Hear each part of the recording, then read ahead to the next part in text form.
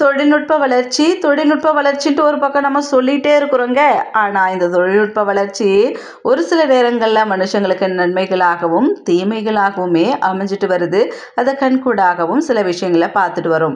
இப்போ பாருங்க, சீன விஞ்ஞானிகள் மனித கருவை சுமந்து குழந்தை பெற்றெடுக்கும் ரோபோக்களை உருவாக்கும் முயற்சியில் ஈடுபட்டு இருக்காங்களாம்.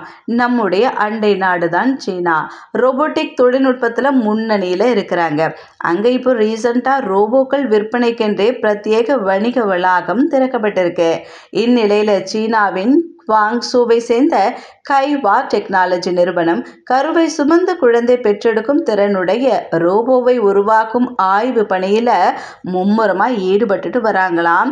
இந்த ஆய்வுக்கு சிங்கப்பூரின் நன்யாங் தொழில்நுட்ப பல்கலைக்கழகத்தை சேர்ந்த விஞ்ஞானி டாக்டர் ஜாங் கிபெங் தலைமை தாங்குகிறாராம்.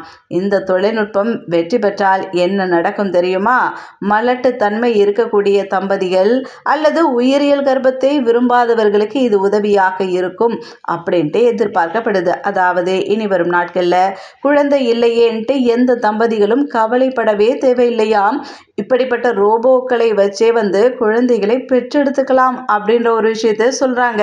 இதை பற்றி விஞ்ஞானி ஜாங் கிபெங் என்ன சொல்றாருன்னா, இந்த தொழில்நுட்ப ஆய்வு இப்போ மேம்பட்ட நிலையில இருக்கு. ரோபோவின் வயிற்றில் செயற்கை கருப்பையை பொருத்தி செயற்கை முறையில் கருத்தரித்தல் செய்யப்படும். அதில் கரு வளரும். இந்த ரோபோவின் மாதிரி அடுத்த ஆண்டு அறிமுகமாகும் அப்படின்ட்டு சொல்லியிருக்காரு. இந்த தொழில்நுட்பம் வெற்றியடைந்தால் தாயுடன் கருவில் வளரும் குழந்தைக்கு எப்படி பிணைப்பு ஏற்படும், அதற்கு மன ரீதியாக என்ன தாக்கம் ஏற்படும் போன்ற கேள்விகள்லாம் முன்வைக்கப்படுது.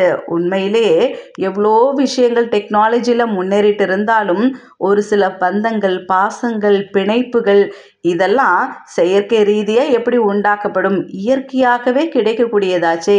இப்படி ரோபோக்கள் மூலமா எப்படி தாய் சேய் இணைப்பு என்ற பந்தம் உருவாக்கப்படும் அப்படின்றது இவங்க சொன்ன மாதிரி நமக்கும் பெரிய கேள்விக்குறியாக தான் இருக்குது.